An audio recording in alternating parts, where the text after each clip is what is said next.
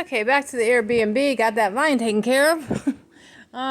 So it was an Airbnb in Hudson, about a mile from the beach, but kind of in the hood, kind of an off the gridish kind of neighborhood. The backyard was awesome for the dogs. That's what I loved about it. I had such joy watching them run around in the backyard. It was gigantic, but it was also rickety. The fences were all torn apart and they could easily tear through them. And then there was dogs on both sides, and especially one side, two little dogs that were annoying and would try to rip through the fence. So I had to put lawn chairs all across that side of the fence to keep them at bay. But I appreciated the yard. The landlord was not very nice, and I stayed there for 5 weeks and paid her way too much money. $650 a week for the 4 weeks, and then $550 a week for the last week. And she was on me all the time, so worrying about getting money when she was always paid ahead and never had anything to worry about. Then she shows up at my door the day that I'm leaving, starts pressuring me to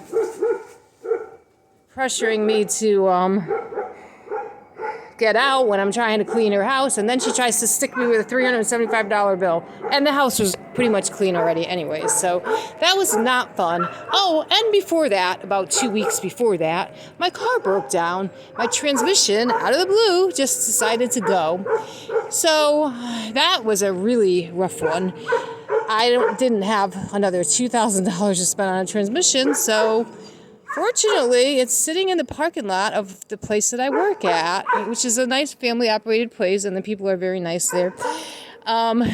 But I think I'll be moving along because I need to get to Tampa, because that's where my son needs to be. And so today, we're going to a hotel, the Red Roof Inn, to stay for a week and see how that goes.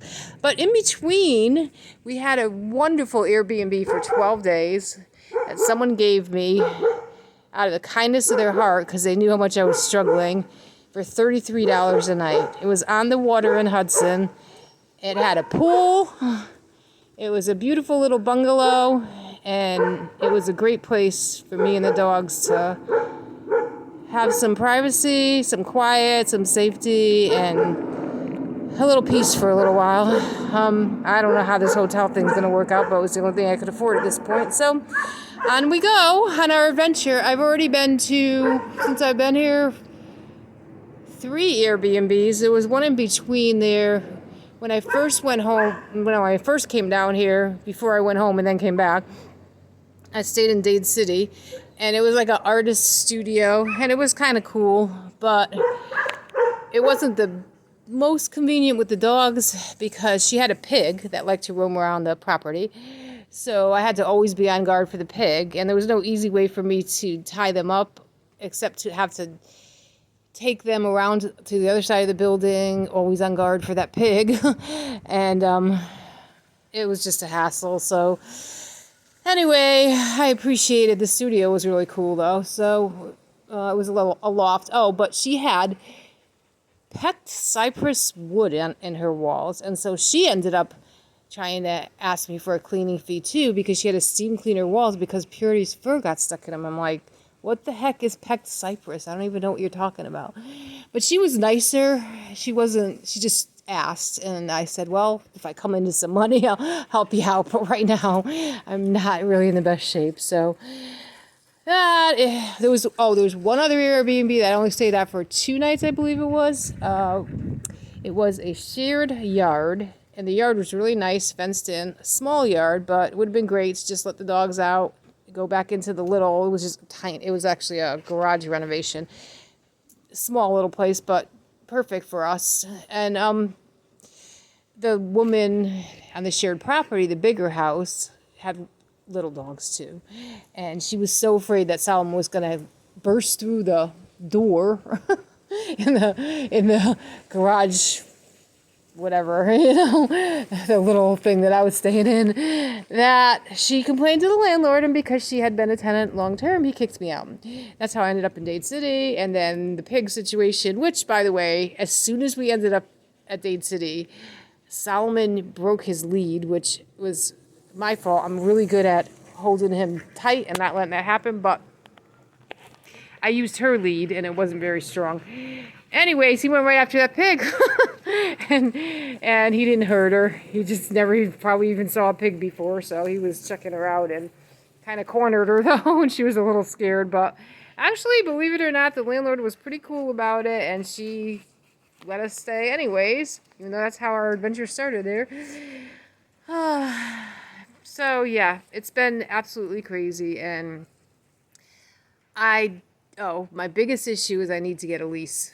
I'm trying to get to Tampa because Danny needs to be in Tampa, and I need a lease there so I don't have to keep paying Airbnbs and hotels and all this crazy stuff. So finding a lease is not easy here. There's all kinds of scams, people calling you, telling you that you have things, and then sending you on wild goose chases, and even trying to get application fees that are bogus. And I've learned not to do any of it. And also with the applications, I'm not going to meet their criteria because I'm new here and my job is new, and they want 3 times the income of the rental, and then credit history is not bad, but I have tons of student loan debt, and then there's I don't have any.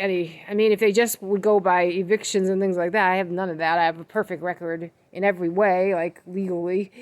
But unfortunately, I have no idea. It's hard to find private landlords down here. I've been praying to God for open doors. Went to a couple churches and was not impressed, but I'm going to go back to one of them. I got really turned off because they should be helping in the area where the jail is. They're near the jail, and they should be really like helping people to get back on their feet who are in jail and stuff. But when I went to I went and prayed with them a couple times, but when I went to their Sunday service, they were talking about building some $1 billion building when they already had a big building that was practically empty. And I was just like, this doesn't make any sense.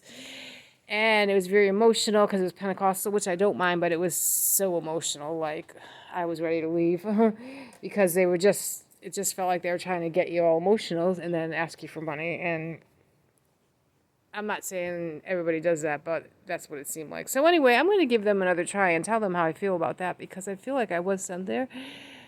And I am heading back to Tampa. Also, I have 2 job interviews in Tampa. One is at Columbia Restaurant, which is a well-known upper scale restaurant, so I should make good money there. Or Busch Gardens is the other one. And they have several positions available, so I have an interview with them to hear about that tomorrow. So, yeah, it's been crazy. And I'm thinking I could go back and look at all my text messages of all the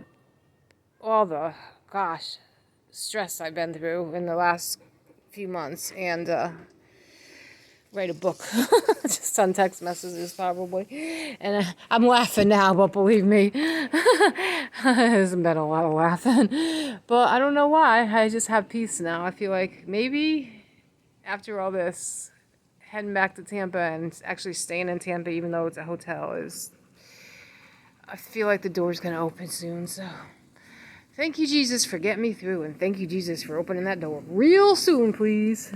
Have a great day, guys.